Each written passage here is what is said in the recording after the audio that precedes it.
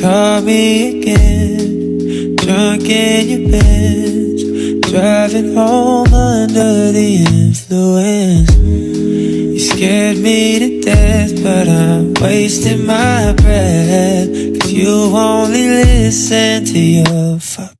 I don't relate to you, no I don't. I don't relate to you, no, 'cause I'd never treat me this shitty. You made me hate this city, no. And I don't talk shit about you on the internet, never told anyone anything bad. Jabatan saya adalah pembangun budaya.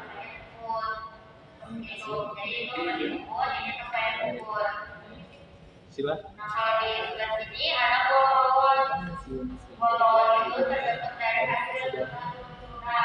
Museum Sri Baduga adalah museum yang dibangun oleh pemerintah Republik Indonesia pada tahun 1974 menggunakan bekas bangunan dan baru diresmikan pada tanggal 5 Juli tahun 1980.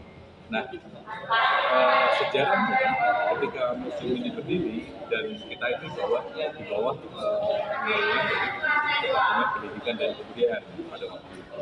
Ketika otonomi daerah, kita dilimpahkan kepada daerah menjadi bagian dari Dinas Pariwisata dan Kebudayaan.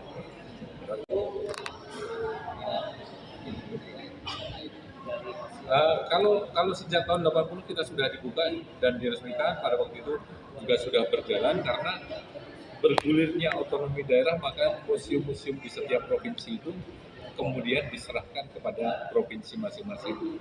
Maka termasuk Jawa Barat ini juga diserahkan kepada Provinsi Jawa Barat. Yang di Jawa Tengah diserahkan kepada Provinsi sama. Tapi kita dibuka dari sejak tanggal 5 Juni tahun 1980 oleh Menteri Pendidikan dan sebelum Sri Baduga diresmikan, museum ini apa tetap Sri Baduga? Jadi ketika museum ini berdiri, yang kita lihat di prasasti di sana itu bernama Museum Negeri Provinsi Jawa Barat saja, belum menggunakan nama Sri Baduga. Nama Sri Baduga itu digunakan 10 tahun setelah diresmikan, yaitu tepatnya di tanggal 4 April tahun 1990 yang kemudian menggunakan nama Sri Baduga ini. Sri Baduga diambil dari nama seorang raja yang memerintah di Pakuan Pajajaran pada tahun 1482 hingga tahun 1521 Masehi. Dia adalah yang namanya tertulis di dalam sebuah prasasti yang kita temukan di Bogor, yaitu Prasasti Batu Tulis. Di sana dituliskan secara lengkap nama beliau, Sri Baduga Maharaja Ratu Haji Pakuan Pajajaran Sri Ratu Bilangan. Yang walaupun kita menggunakan nama Sri Baduga, tidak berarti koleksi yang berkaitan dengan museum ini bercerita hanya tentang Kerajaan Pajajaran saja. Tetapi nama itu kita gunakan hanya untuk sebagai penghormatan supaya masyarakat Jawa Barat menjadi suatu monumen pengetahuannya tentang Jawa. Selanjutnya apa saja koleksi awal yang dimiliki oleh museum ini?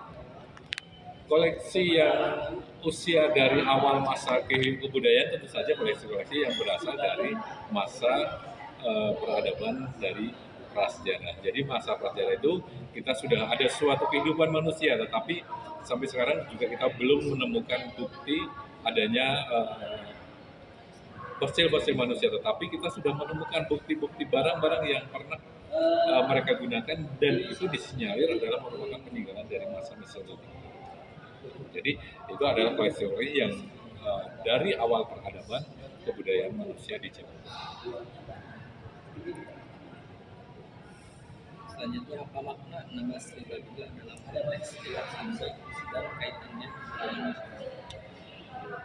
Nama Sri Baduga adalah nama yang diambil dari seorang raja. Jadi konteks hubungannya, pemerintah ingin memberikan suatu penghargaan, pengenangan kepada masyarakat terhadap seorang tokoh Sunda yang pada waktu itu adalah Raja Pajajaran yang sangat luar biasa, yang mampu menyatukan dua kerajaan besar, yaitu Sunda Galuh dan Sunda Pajajaran. Nah, ini adalah dua kerajaan yang sangat besar yang kemudian disatukan kembali oleh Sri Baduga, dan ini adalah suatu momen yang sangat kita harus akui bahwa kebesaran, kekuasaan beliau sangat luar biasa. Selanjutnya, bagaimana perkembangan koleksi museum Garuda dari awal hingga sekarang? Tentu saja dari waktu ke waktu museum ini kan selalu menambah koleksinya. Nah, koleksi-koleksi ini adalah koleksi-koleksi yang merupakan temuan baru ataupun koleksi-koleksi yang memang diperlukan dalam konteks cerita kronologis kurun waktu kebudayaan yang ada di Jawa Barat. Karena museum ini menganut sistem kronologis kurun waktu dipadukan dengan 7 unsur budaya. Karena kita adalah museum umum, museum yang memamerkan tentang berbagai macam cabang ilmu pengetahuan dan seni. Untuk pribadi, untuk hasilnya, Iya, saya mengambil dari peradaban manusia purba. iya betul. Bagaimana cara ilmuwan menemukan fosil manusia purba? Penemuan fosil-fosil itu tentu saja penemuan yang mungkin bisa dilakukan secara penelitian berdasarkan perjalanan mereka di wilayah-wilayah yang ada di Nusantara ini, tetapi ada juga yang memang penemuan itu secara tidak disengaja. Nah, ketika penemuan-penemuan tersebut tentu saja di dalam struktur dari fosil-fosil itu tentu saja belum ditemukan identifikasi secara tepatnya dari masa apa. Nah, kemudian setelah itu tergali dan terbukti nyata, kemudian barulah kita mengadakan penelitian terhadap informasi-informasi yang didapatkan dari benda-benda yang itu. Apakah itu dari masa Mesolitikum kah, Neolitikum kah, Megalitikum kah, atau perkembangan manusia. Nah, itulah tentu saja kita harus memiliki tenaga-tenaga yang kompeten di bidangnya. Mereka adalah yang terdiri dari para biolog, kemudian juga mereka yang paham dengan sejarah dan sebagainya. Kita miliki. Selanjutnya, bagaimana evolusi manusia purba berhubungan dengan dunia modern?